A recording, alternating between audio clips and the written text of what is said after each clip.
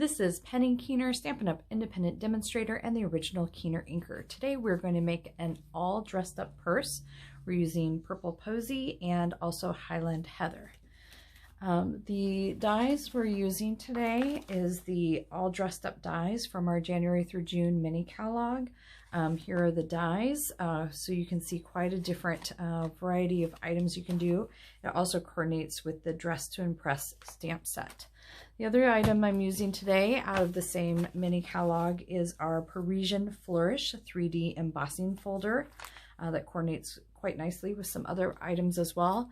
And when you're using our 3D embossing folders, you'll also want to use the blue plate to have the right layering.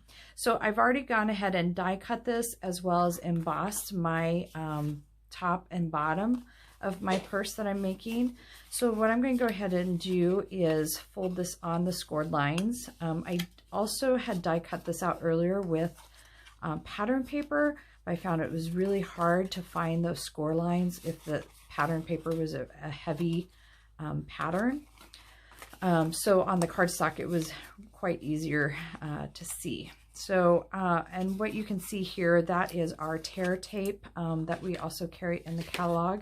So I've gone ahead and added that to my project so I can assemble this easily. So now that I have it kind of all scored out there, what I'm going to do is remove the tear tape from one of the lines and line this up. So you see it almost like a straight row on the purse. I'm going to do the same thing on the other to connect my purse completely together.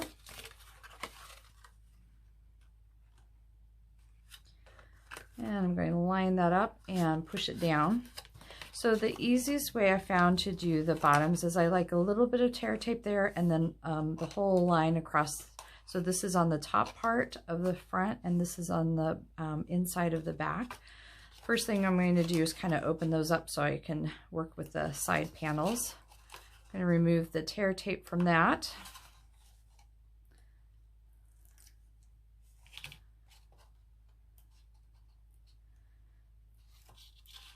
And then on the tear tape, if anything sticks over, just kind of roll it back over on itself. So then I'm going to put this flap down first. This is the one that has the little short piece of tear tape.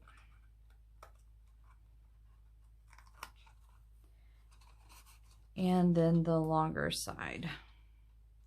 This will help ensure that the purse is put together and secure, and you can even put your hand down in there and just kind of push against those sticky areas.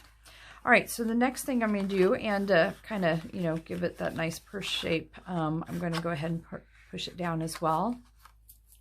I've also die cut out some handles and some brackets, a little pocket, and a button. So I like these handles because there's different configurations you can do. We're going to do the one, I call it the overall one. So I'm going to take my bracket and just slide it onto my strap there. And then to attach this, I'm using mini glue dots. So whenever you're using these, it's always easier to put your project on the glue dot and pull it up than to pull it up with your finger. So I'm going to put the one with the buckle on the front, and I'm doing mine on the outside. You could, if you did the glue dot on the back side of the handle, have it where it's inserted inside the purse, but mine's going to show on the outside. Same thing on the other one, glue dot.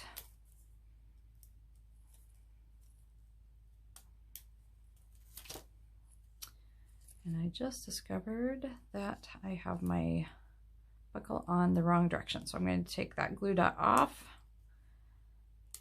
Okay, I'm going to turn this around and then put a new glue dot on.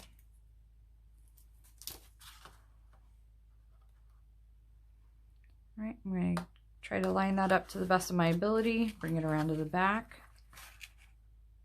and push it there. So now I don't have these attached at all. These are movable on mine, but they don't necessarily fall, so I'm going to leave that as is. Next thing I'm going to do is attach the pockets. So I'm using glue dots again. I like doing that with this texture because it sticks pretty good. So I'm going to do that on the four corners. and apply it to the front of my purse here. Push that down. And then to add my button, if I did a glue dot right in the middle of my button, I could have some sticky showing up through the hole. So instead, I am going to just do half a glue dot and wrap it around to the back. Same thing on the other side. And then insert that on my purse. And just to show you a couple other ones that I've done, I have done it on the pattern paper like I mentioned before. This is the Press Petal Specialty Designer Series paper. And then the embossing that I did on this one is the Coastal Weave 3D embossing. And if you notice, I left a part that's not embossed and then the part that was.